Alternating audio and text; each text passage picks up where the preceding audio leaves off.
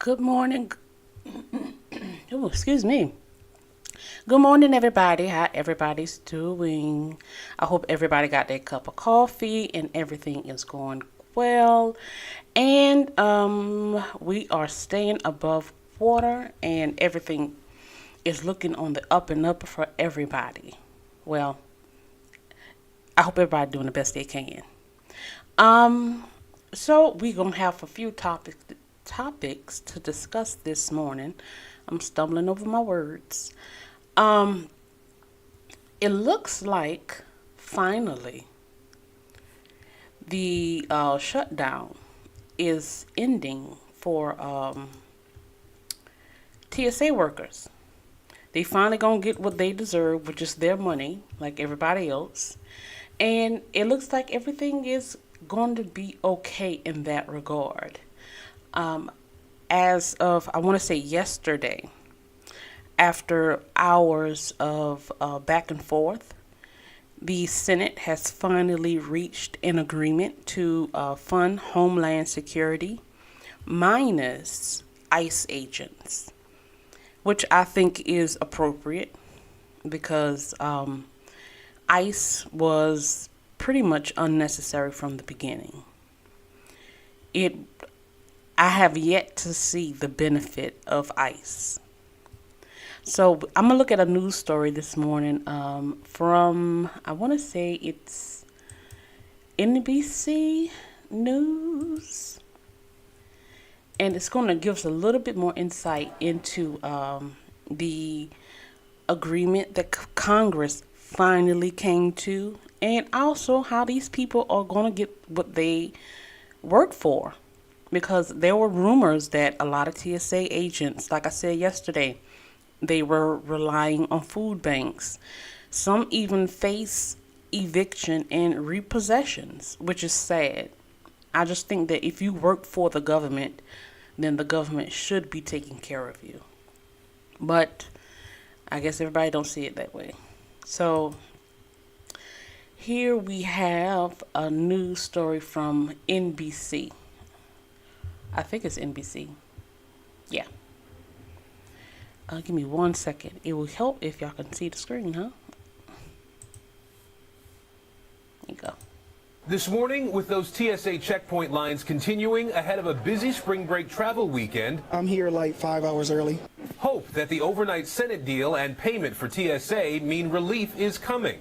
The limbo has left TSA officers at their wits' end, with hundreds quitting their jobs since the latest shutdown started. We're not doing okay. Union President Antoinette Wade, who represents TSA officers in Louisiana and Mississippi, says some are on the brink of losing everything. We have people who are facing car repossessions. We're relying on food banks and disaster relief funds. National TSA officer call-out rates surging above 11% for 4 consecutive days, and are even higher, around a staggering 40% in Atlanta and Houston, with security lines at those airports regularly spilling out of the terminals. I've been in line for 2 hours, and I think I have 1.5 hours ahead still.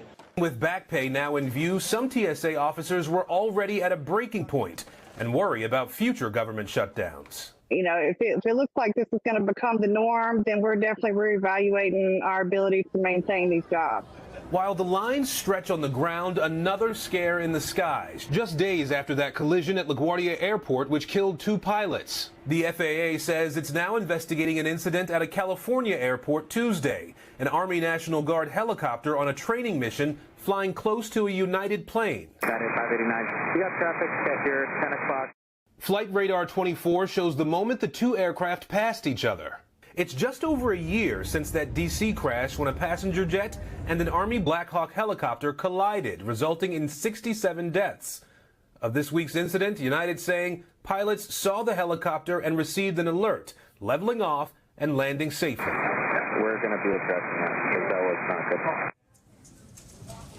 Now, even with President Trump's announcement, TSA workers don't know when they'll actually see that cash in their bank accounts, which means we also don't know when we'll see these TSA lines return to normal. Hoda? All right, Aaron Gilchrist for us there in Atlanta. Aaron, thank you. Hey, thanks for watching. And don't forget, you can catch the Today Show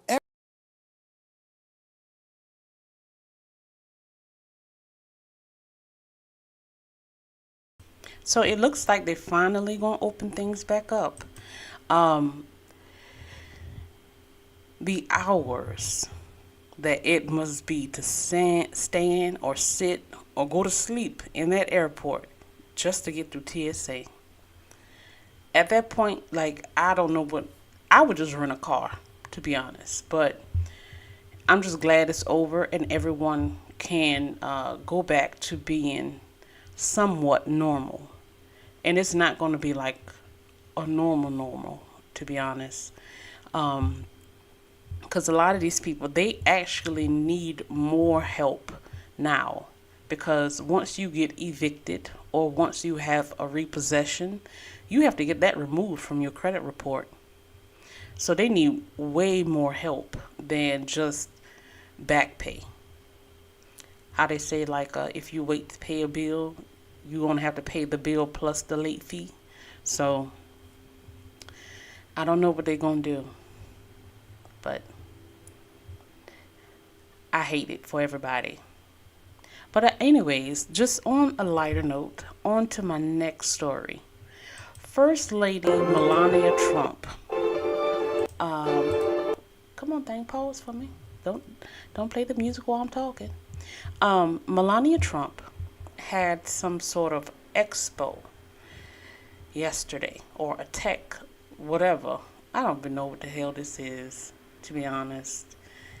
They saying it's an expo, it's a summit, or whatever. I don't understand, or should I say, I don't see her purpose. I just don't. She don't give First Lady. She gives Stepford wife, shut your mouth in the background type of chick. That's just what she gives. Now, granted, I'm not looking down on the lady. And people gonna say, oh, well, she speak 5 languages. Yes, that's because she grew up in Europe. Like, it's normal for them to speak 5 languages. People within like a 20-mile radius can speak 5 languages. Like, it don't come with that. But this lady does not give First Lady. She just don't. Like, where's Michelle when you need her, you know? But anyway, she had this summit and she walks out with this robot.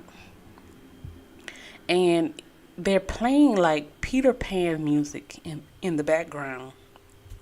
Oh, excuse me. And I just think this is probably one of the corniest things I've seen in a while from the White House. Like, this can't be serious. And I'm not even going to get started on that speech. Ooh. I can't understand what she's saying. Because, like, ma'am, haven't you been over here for like 30 years? And you still speak like that? I mean, anyways. Well, she walks out with this robot. This robot's slow as hell.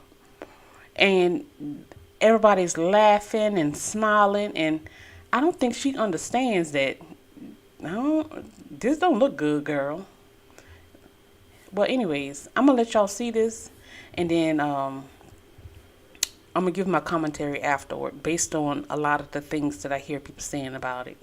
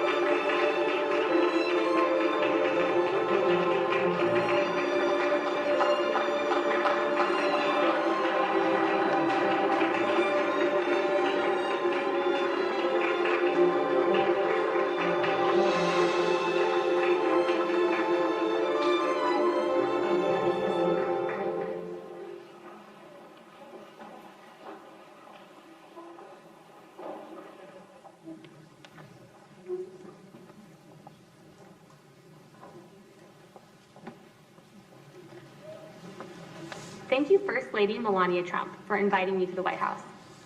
It is an honor to be at Fostering the Future Together's Global Coalition inaugural meeting. I'm Figure 3, a humanoid built in the United States of America. I am grateful to be part of this historic movement to empower children with technology and education. Welcome. Bienvenidos. Yokoso. Bienvenue. Bem-vindos. Ahlan wa sahlan. Shagatam. Mogasalmabit. Bruchim Baim. Laskavo Prosimo. Dobrodošli. Thank you.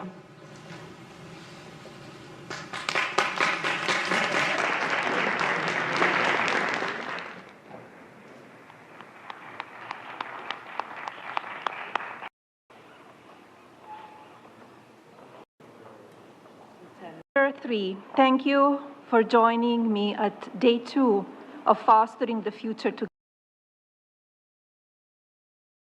Never mind, that's enough of that. I don't want to hear her talk. There was some people in the comments talking about, robots are going to replace us. You know, robots are the future. They're going to take all our jobs away. Okay, first of all, robots, AI, are not going to take your job. They not. The truth is, robots are expensive. So for any company to replace humans with robots, it's a major cost, because you have to buy a robot, program the robot. If there's any change that happens, you just can't have a meeting with the robot. You have to reprogram the robot. Like, robots are not the future. They're just not. Nothing will ever replace humans. I mean, think about whenever you call AT&T. As soon as you hear that, "Hi, welcome to AT&T," you pressing 0 because you want to speak to a person. You don't want to speak to that. Robots are not going to take your job. They're not going to take over the fast food industry. It's just not. There are certain things in this world that are just far too complicated for machinery to take over.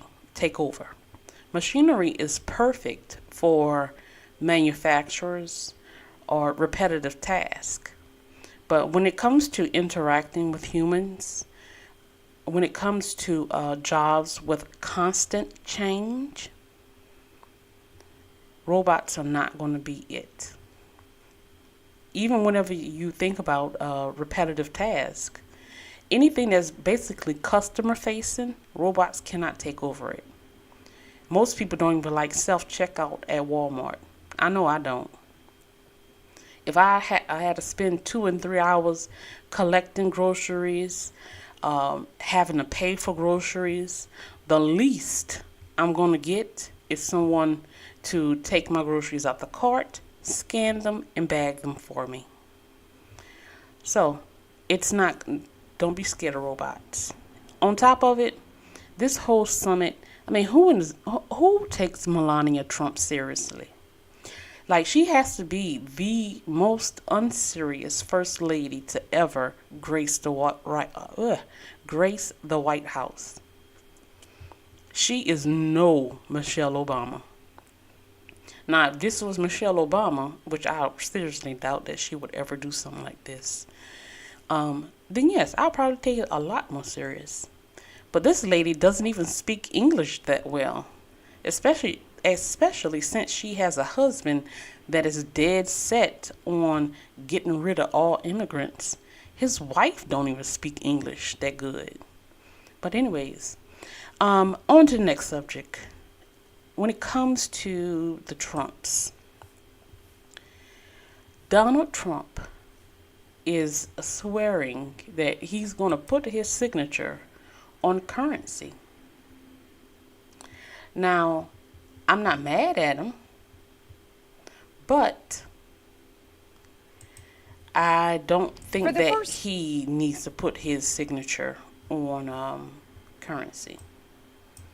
I believe that there are civil rights leaders who deserve this honor before he does. But that's just my opinion. But I'm going to let you see the news report about this, and then I'm going to talk about it more in depth afterwards. I can't get my words out this morning. I don't know why. I need another cup of coffee. That's probably what it is. But anyways, here's the news story. For the first time in American history, the signature of a sitting president will soon be featured on U.S. currency. The Treasury announcing the decision to celebrate the nation's 250th birthday this summer, saying President Trump's signature is not only appropriate, but also well-deserved. The president is a masterful brander of things, and so I think this is just a long line of what he does. The first $100 bills with Trump's signature will be produced in June, followed by other denominations. Earlier this month, a federal commission whose members were appointed by the president approved the design for a gold commemorative coin with Trump's image. Federal law bans the image of a living president from appearing on currency, but the administration argues that doesn't apply to coins. As for Trump's famous signature, he spoke about it yesterday. See this pen right here? This pen is a Sharpie. He says he's saving big money using Sharpies to sign documents instead of expensive traditional pens. They have $1,000 pens. And you know, you hand pens out, you're signing and you hand them out, you're handing them to all these people. Sometimes you have 30, 40 people. And they were $1,000 a piece. For $5, I get a much better pen than for $1,000. And I can hand them out. We're told past presidents used pens made by A.T. Cross, which can cost up to $265.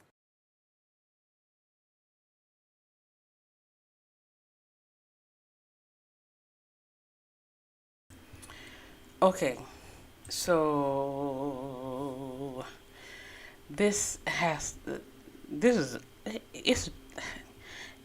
not a joke, but it's a joke. Okay. This coin, it's not what I think should be in circulation. It's not. Who thought it would be a good idea to put Trump on this coin? Where did this idea come from? It came from him? Like, sir, we in the midst of a war. People are dying, and you talking about putting your face on some currency, signing, using a Sharpie, and then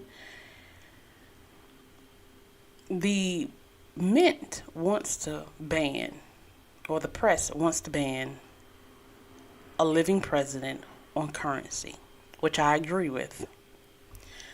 But he wants to put it, I mean, there's just, this whole administration, like, y'all are unserious. This is a joke. TSA didn't have pay for, 40 weeks, I think they said. Then on top of that, we have this war in Iran. On top of that, we have a shortage of air traffic controllers to the point where planes are colliding with vehicles. There are much, much more serious issues than him putting his face on some currency. Currency that people don't have. This is so weird. It's so out of touch. That's what it is. It's out of touch. But anyways, I'm scared. I don't know where this next president is going to come from. I just hope that the next president can clean up the mess that's been made. Because, I don't know, things are so hard for a lot of people. And my heart goes out to them. Because I know how it is to suffer. I know how it is to struggle. And I also know how it is to scream for help, and the people who are there to help you refuse to hear you. That is difficult. It's frustrating. Well, I have some other stories that I wanted to talk about that's lean more towards entertainment. I watched a video not that long ago of a lady who was in, I want to say Hurst, Texas. Yes, the city of Hurst, where she had a run-in with a cop. The cop stopped her, said, "Hey, you speeding in a zone that's a school zone. And you know, in school zones, you're supposed to go slow, real slow." Well, she was not going slow. She zoom past. And the cop issued her a ticket. She refused to sign the ticket at first, but he was like, "Okay, well, fine. I'll just, you know, how do you say, you say you refuse to sign." But he still just gave her the ticket. And she's going on a rampage about suing for this ticket. And I saw that the courts shot her complaint down, and the city of Hurst, I want to say the DA and all that, they just found no fault in what the officer did. But she is just dead set on getting her way with this. And I wanted to show the video of what happened and also her response to it. And as soon as I pull this up,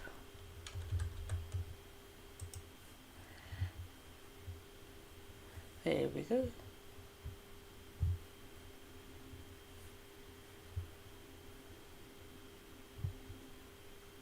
A North Texas woman says that she suffered physical injuries. Oh, well, it would help if I pull it up, right? For everybody to see. A North Texas woman says that she suffered physical injuries following an encounter with a Hurst police officer and subsequent arrest. Portions of that encounter were captured on a now viral video. Our Candace Sweat has the story. Wait, please, sir, stop. Stop, wait, stop. Mom, chill out. Mom, please, wait. It's a video that's been viewed tens of thousands of times across several social media platforms. Stop, sir, stop, please. Wait, please, stop. Tanisha Thompson, traveling with her 15-year-old son at the time, pulled from her car onto the ground by Hurst police officers. Wait, please, stop, sir. Wait, stop. Her son heard begging officers to stop. It's traumatizing. I was very scared. Thompson said she'd taken her son for a haircut that day. While passing through Hurst, she said she missed an exit. That's when she said officers pulled her over and said she'd been speeding in a school zone. Thompson said the officer then went back and forth from his patrol car a few times. And that's when I finally said, let me start recording, only because I never thought that situation was going to play out like that at all.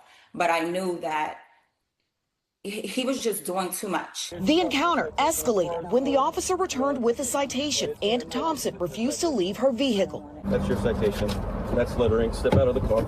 Civil rights attorney Lee Merritt, now representing Thompson, says the onus was on the officer to de-escalate. Being the ones with the training, being the ones with the license and the professionals in the situation, it was on him to do what he could to issue the ticket as his job required and to move on. In a state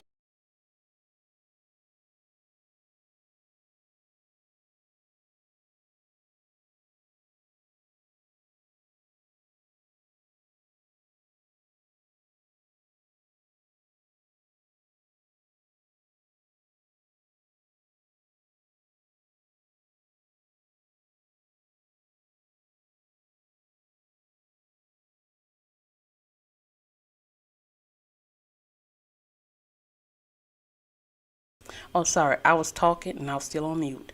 I watched this video from beginning to end. And this lady, first of all, the cop did not do anything wrong. The cop was cool, calm, and collected the entire time. She was the one who was doing too much. She was the one with the attitude. She was the one who was being rude and just difficult unnecessarily. It was her. She was doing too much. And Lee Merritt is a ambulance chasing attorney. He's one of those. So take what he says with a grain of salt as well. Statement to NBC5, the Hearst Police Department said they received a formal complaint.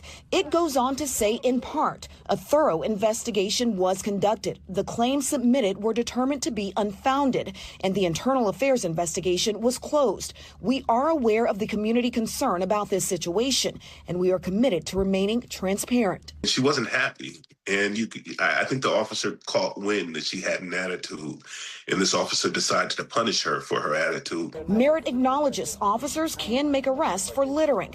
However, here, the officers are given discretion to say, is this a situation that requires an arrest? in his opinion, he says this was a violation of Thompson's Fourth Amendment rights, which protects individuals from unreasonable searches and seizures. If he actually believed that dropping the ticket on the ground was an arrestable offense, it was the kind of littering that the law designed for him to make an arrest for, he could have instructed Ms. Thompson that you're under arrest. I'll wait till my supervising officer gets here or another officer that you're more comfortable with because of the nature of our interaction. Thompson says she was traumatized and Ain't nobody got time for all that. Ain't nobody got time for all that. If police forces across the nation are short, big time short. Ain't nobody got time to sit there and nurse this lady in her attitude. I don't agree with that. When the police give you a lawful command, just do it. For the sake of your kid, just do it. For the sake of yourself. Because this lady was drug out this car. All her bra and all that was showing. Her mouth got busted up. Like, I'm not about to be doing that. I don't know. Not here in Texas. Just give me the ticket so I can go to my house. Just, But she was doing way too much. And then her son was in the car with her. Like, Mom, just take the ticket. And I felt the son. Like, girl, just take the ticket. You ain't got to do all that. Just take the ticket and go home. But she was dead set on getting her way. That's what it was. She was dead set on getting her way.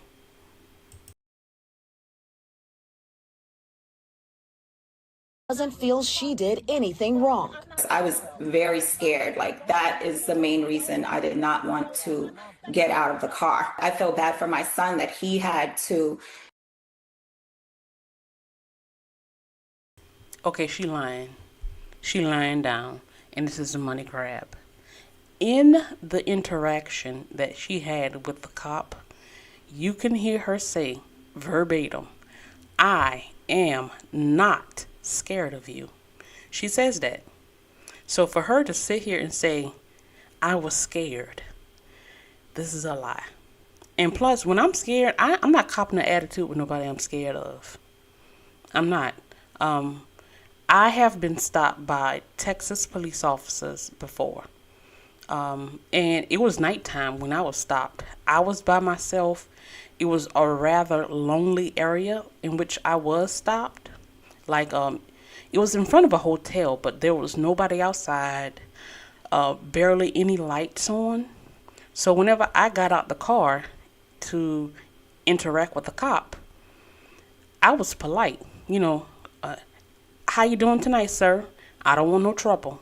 I'm just trying to get where I gotta go, and I don't want no troubles. You know, you need my license, my registration, my insurance. Here you are. And, you know, I'm not trying to be rude or mean or do anything out of pocket. I just need to get where I need to go and be done with it. I don't want no troubles. That's my take whenever I'm stopped by the police. I'm not about to cop an attitude, especially if I'm with my son and the person I'm speaking to has a weapon and they're trained to use that weapon pretty efficiently.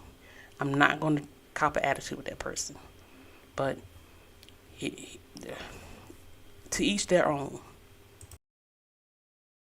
See me, you know, that way. I know he's really hurt behind that. Merritt says he feels a federal civil rights investigation is appropriate. In Hearst, Candace Sweat, NBC5. The Tarrant County District Attorney's Office is continuing to investigate the charges against Thompson and did not comment as the case is pending. Now, in a statement, the Texas Law Enforcement Council said, quote, if your client had complied with the law instead of resisting arrest, there would have been no bruising and no injuries.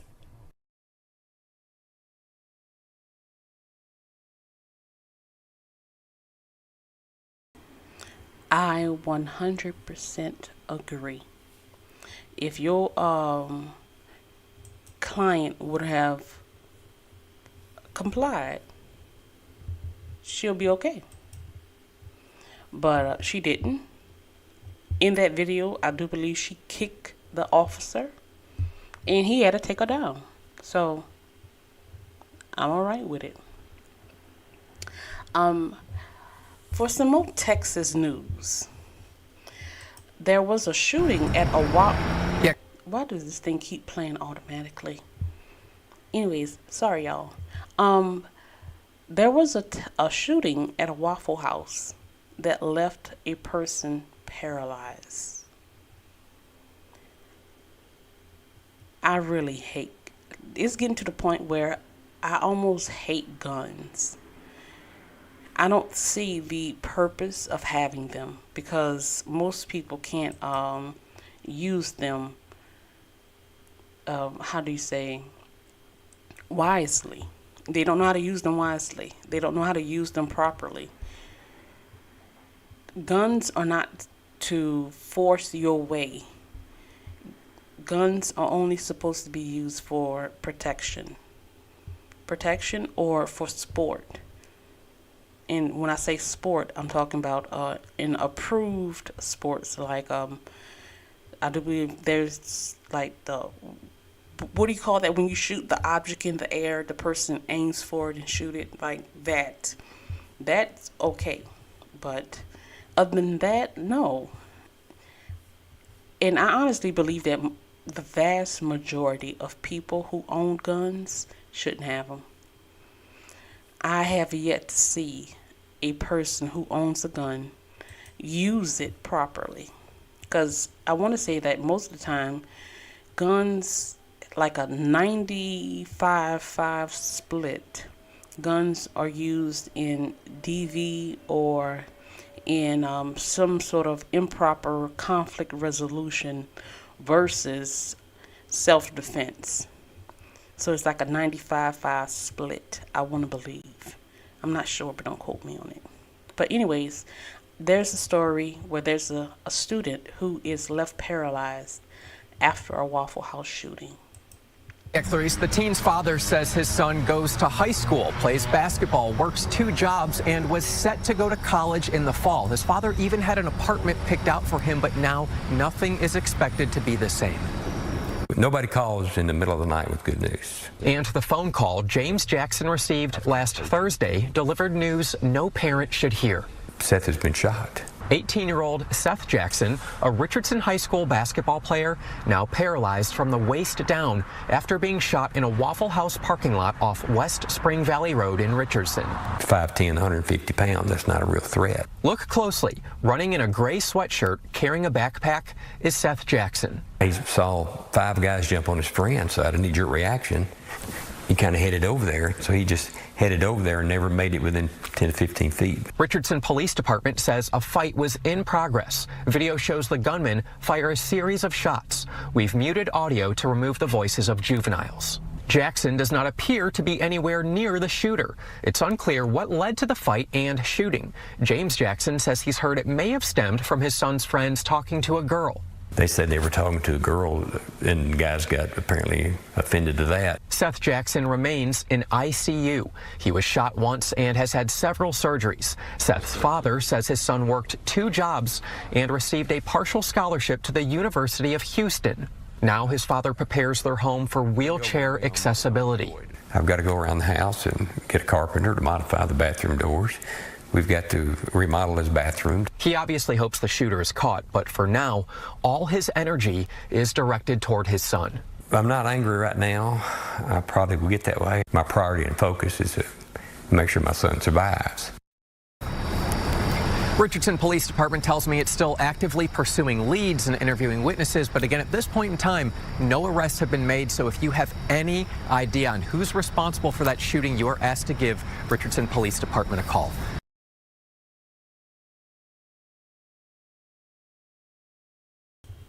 How sad. You know, this is sad. Because the little boy didn't deserve that. I mean, yeah, he was out there. He probably was doing a little bit too much. He was out there with friends. He probably should have been at home. Yeah, all those things. You could say that. But it's real sad whenever you see a young person who trying to do right, who trying to come up in the world, who has promise, and then in one moment, it all gets taken away from him. That's sad. And I don't want to see people go through that. That's why I say the more I hear, the more I am in favor of them taking away guns. Because it's the worst thing. I hate it. But I have another story. And it's not a good one. I hate this. This takes place in Chicago, where a father of 3 is gunned down. I'm going to let you see the story, and then I'm going to give my opinion afterwards. But we want to begin tonight with a family desperate for answers, offering a $10,000 reward now for information leading to the arrest of the killer who took the life of their father, who worked for UPS. This is Michael Hunter. He was simply trying to find his car that had been stolen when he was shot and killed early Sunday morning in Auburn Gresham. NBC5's JC Navarrete is on the story in our newsroom with the family's message tonight. That family just looking for justice. Yeah, and you heard it off the top of the show, just the grief in this family's voice. Good evening. It was a peaceful show of force today by friends and loved ones. And as one Chicago family stands together now to search for Michael Hunter's killer, they're asking witnesses to come forward and do the right thing. They took my son. My driving partner. Words are not enough to console one Chicago family. 36-year-old Michael Hunter was found dead from a gunshot wound to the head early Sunday morning. His body found along the 8,000 block of That was so sad. When I saw that father break down like that, I got so misty-eyed, I had to keep it together. This is so sad. Why would you hurt people? I'm going to let the story play, then I'm going to give my opinion. But I just want to talk about that daddy. Whenever I saw that daddy break down like that, that broke my heart. Heritage Avenue in the Auburn Gresham neighborhood, an irreplaceable void left in his family's heart forever. Michael meant everything to me. Michael was my heart, my soul. He was the provider, the protector of my household. My son is fatherless. He was there for me. He was the father figure that I never got to enjoy. The pain, too much for Michael's father. Wearing his son's UPS jacket, breaking down in tears. What led up to the violence is still not clear. What we do know is Hunter was looking for his stolen truck, asking potential witnesses if they'd seen anything when he was killed. He had just returned from a week on the road with his father and looking forward to spring break with his children when his life was cut short. I don't accept this. I will not allow this to continue to happen. Michael's death will not be in vain. This is going to be my life's mission. Michael had been driving for UPS for 3 years. His employer speaking out about the tragedy, saying, "We're saddened by the tragic incident this weekend involving our driver. Our thoughts are with his family, loved ones, and friends." And now, a $10,000 reward for information's being offered. The family telling us it's up to everyone to do the right thing and turn the killer in. We can no longer continue to perpetuate this cycle of where we are silent while our brothers die to senseless gun violence. Hunter leaves behind 3 children and a grieving fiance. He had just bought his family a home last year, and the truck he was looking for, I'm told, was his dream car. Stefan. So much. Damn. That's hard. That's hard. Because Because he don't seem like a bad dude. Like you say, he just bought his family a house. He bought his dream car. He was employed. He was working for UPS. It seems like he was a pretty good dude. And for it to be taken from him, that's I don't know, that's so wicked. I don't understand why people will want to hurt people on that level. I wonder, do people think about other people's families when they go out and hurt people like that? Because now you made this lady, his fiance, she's single now. She got to do everything on her own. I don't know if she'll be able to keep her house. Hopefully, he had life insurance through his employer so that she's able to keep her house. Hopefully she is able to recover from this, because it's rough out here. I'm single. It's rough out here. So imagine her being single with a kid and to grieve. That's tough, and I don't understand why people don't think about those ripple effects when they make long-term decisions. Like, it's okay to get into disagreements with people. It's okay to argue with people. I think it's a healthy thing for humans to do is disagree. You're not supposed to agree. But I do believe whenever you make long-term decisions, like taking someone's life, there's something sinister about that. There's something fundamentally rotten about that. The lack of consequence, or the lack of afterthought. I don't know. That was hard for me to watch. That whole family just grieve that man's death like that. But I have one last story I wanted to share with y'all before I get up out of here. This is the death of Naziah Harris's killer. If anybody knows anything about Naziah Harris, that was the young lady in Detroit who was victimized by a monster in her own family. But I have the story of how her killer, I want to say his last name is Butts, was murdered in prison. Or he died in prison, should I say. Let's just see. Just saying you threw her. Oh, Lord. I'm always forgetting to show it. Sorry, y'all. OBS. Okay, now we have it. In the river is not good enough. It's a bittersweet moment. However, you know, for us, it's sweet, and I'm sure for his family, it's bitter. Strong reactions from a local activist and the family of Naziah Harris after the shocking news that her killer took his own life in prison. Jarvis Butts was found dead in his prison cell today, just 2 weeks ago after he was sentenced for killing Naziah. Her body was never found, and the chance of that now dwindling with his death. Fox News' Jessica Dutmack joins us live in our newsroom with the latest twist in this tragic case. Jess. Rube, Jarvis Butts was still getting processed through the Michigan prison system when this all happened. His body was found right around 6:30 this morning. Michigan State Police brought in to investigate.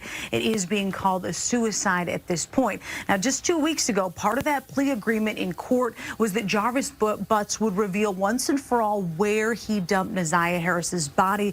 But unfortunately, family very discouraged they'll ever find it now that he's gone. I think it was a bit of a cowardly way out, but, you know, he made his bed, so he has to lay in it, you know. No tears from the family of Naziah Harris upon learning convicted serial child rapist and murderer Jarvis Butts was found dead in his jail cell Thursday in a Jackson, Michigan prison. The Michigan Department of Corrections tells us his death is being reported as a suicide. you know, I feel like we still didn't get answers for Naziah. I feel like there were a lot of unanswered questions still about the case. Like where her body is. Part of Butt's plea was that he had to reveal where he dumped Naziah's body that winter day back in 2024 after she got off the school bus. She was believed to be pregnant with his child. Just saying you threw her. I have no sympathy. I'm just gonna let you know I have no sympathy. Good riddance to bad rubbish. In the river is not good enough. With a plea, you give us something, we give you this. And we didn't get that. And the community is very angry about that. Community activist Tamara Liberty Smith on this case since the beginning, saying there's a trail of trauma left behind by Butts.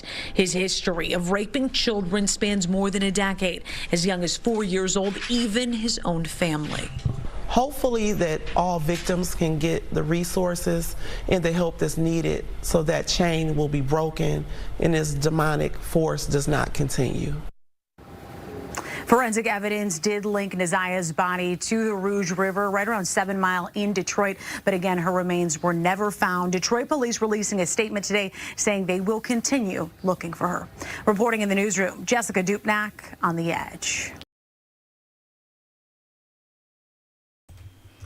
Now, I wonder if there's going to be anyone who takes to the internet to say that Jessica Dupnack, whatever her name is dressed like she getting ready to go to the club.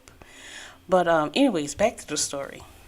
Naziah Harris, that poor baby who was victimized by that disgusting human being, Jarvis Butts. I'm so sorry for her death. I hope they do find her remains and she's laid to rest because she deserves it. I hope that I hate to say it like this because this is a kid. I hope that her remains or her after death is cared for a lot better than when she was when she was living, because her family failed her greatly. That man should have never had access to that baby. She was so innocent, and he impregnated her. That's how I know he probably dismembered her. And I hate to say it like that because I know for a fact that at 13 years old, when she found out she was pregnant, she felt so alone. And she trusted this man who only goal was to victimize her. She entrusted him with her safety. And he used that trust to do the worst to her. And then her family didn't bother or didn't think to even see about her well-being. That's hard. Anyways, when it comes to Jarvis Butts, good riddance to bad rubbish. Goodbye, good night, burn in hell. Well, I'm gonna stop talking. That's the end of my show today. I am going to get up out of here. I need to take my Adderall and then go clean up my house. And I want everybody to be safe, happy, productive, and most of all, thrive.